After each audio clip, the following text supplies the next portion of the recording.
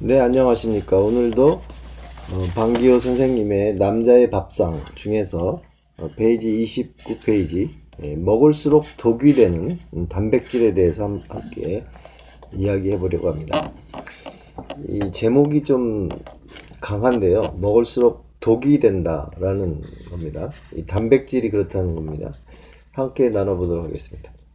건강을 위해 채식을 권장하면 대부분의 사람들은 단백질이 부족하지 않을까 걱정을 하게 됩니다. 단백질은 어떻게 하면 적게 먹어야 할까를 고민해야 합니다. 우리는 고지방 식품을 많이 먹으면 비만이 된다는 말은 누누이 들어왔습니다. 그러나 고단백 식품을 많이 먹으면 몸에 해롭다는 말을 들어본 적이 없습니다. 인체가 처리할 수 있는 하루 단백질 필요량은 체중 60kg 기준 30g 정도입니다. 세계보건기구가 권장하는 미국인의 하루 단백질 권장량은 40g 정도입니다. 그 이상의 단백질은 인체에서 소금과도 같은 독성을 일으키게 됩니다.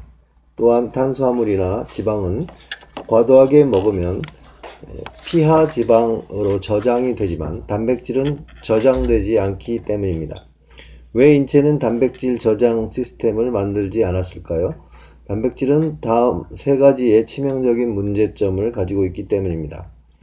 첫째, 지방은 1g당 9kcal를 내는 반면 단백질은 4kcal밖에 내지 못하여서 비효율적입니다. 둘째, 동물성 단백질의 소화율은 절반 정도밖에 되지 않아 장내에서 숙변으로 남게 됩니다. 숙변에는 죽은 시체를 뜯어먹는 곰팡이와 박테리아가 달라붙습니다.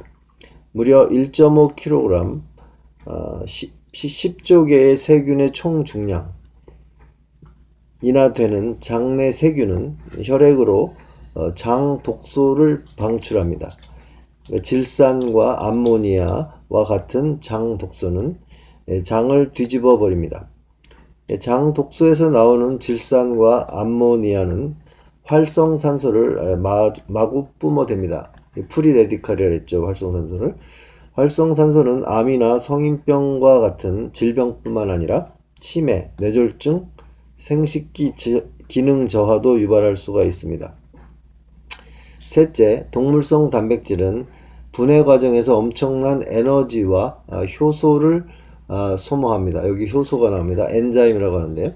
과일은 효소를 제공하는 반면에 고기는 효소를 소모하기 때문에 이 말이 중요합니다. 다시 한번 읽겠습니다. 과일은 효소를 제공하는 반면 고기는 효소, 몸에 있는 이 엔자임, 이것을 소모하기 때문입니다. 과일이 소화되는 데는 30분이 걸리지만 고기를 소화하는 데는 30시간이 걸린다고 합니다.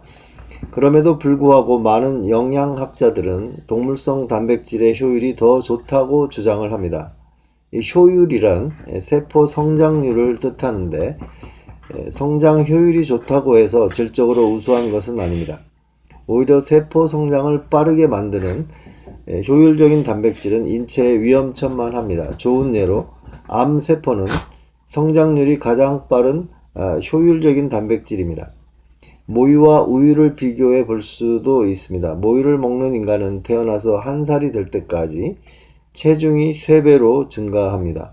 그러나 송아지는 우유를 먹고 1년 만에 9배로 성장을 하게 됩니다.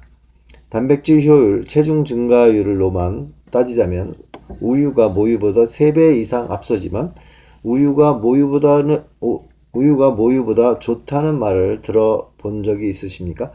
같은 이유로 채식을 권장하면 돌아오는 대답은 고기를 안 먹고 어떻게 힘을 쓰냐는 말뿐입니다. 과연 그럴까요? 지구상에서 가장 근육이 많고 힘이 센 동물은 코끼리와 코뿔소입니다. 코끼리나 코뿔소 모두 채식을 합니다. 스테이크나 닭가슴살을 먹었다고 우리 몸에서 직접 근육이 만들어질 것이라는 생각은 터무니가 없습니다. 이것은 마치 동물의 뇌를 먹으면 머리가 좋아질 것이라고 생각하는 것만큼 어리석습니다. 단백질은 먹는 그대로 흡수되지 않고 소화효소에 의해서 아미노산이라는 벽돌 조각으로 분해된 후에 인체의 필요에 따라 재조립이 됩니다. 인체에 필요한 아미노산은 23개가 있습니다. 과일과 채소와 씨앗에는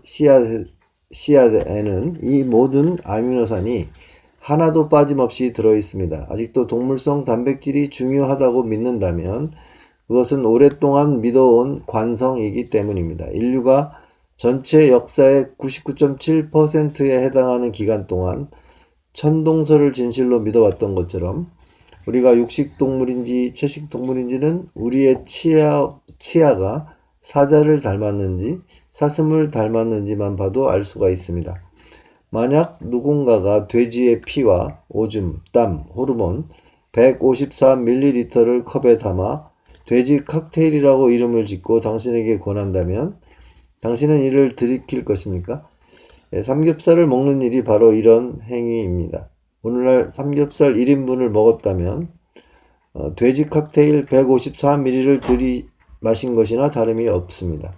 삼겹살 1인분 220g 중 154g은 돼지의 수분이기 때문입니다. 단백질에 대한 그동안의 편견이 얼마나 심했는가는 다음의 표를 보면 알 수가 있습니다. 시금치, 케일, 브로콜리의 단백질 함량은 닭가슴살의 2배가 넘고 비타민과 미네랄 함량은 1000배 이상 높습니다.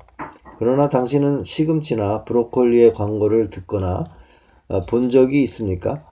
동물성 식품을 통해서 단백질을 섭취해야 한다는 이론은 식품 산업이 만들어낸 허구입니다. 라고 이렇게 쓰여 있습니다. 그러면 여기 도표에 단백질 함유량을 g당 단백질 함량으로 해서 표시한 도표가 있습니다. 읽어드리겠습니다. 육류의 단백질에는 소고기가 25.8%, 그 다음에 닭고기가 23%, 그 다음에 계란이 12%. 다시 한번 읽어드리겠습니다. 육류의 단백질 함량은 소고기 25.8%, 닭고기 23%, 계란 12%인데 시금치의 49%, 케일의 45%, 브로콜리의 45%, 콜리플라워의 40%, 버섯류가 38%, 파슬리가 34%, 그 다음에 오이가 24%, 녹색 피망이 22%, 양배추가 22%, 토마토가 18%라고 나와 있습니다. 미국 농무부 자료입니다. 오늘은 뭐 이렇게 길지 않은 파트인데요. 먹을수록 독이 되는 단백질, 이러한 파트를 함께 나누어 보았습니다.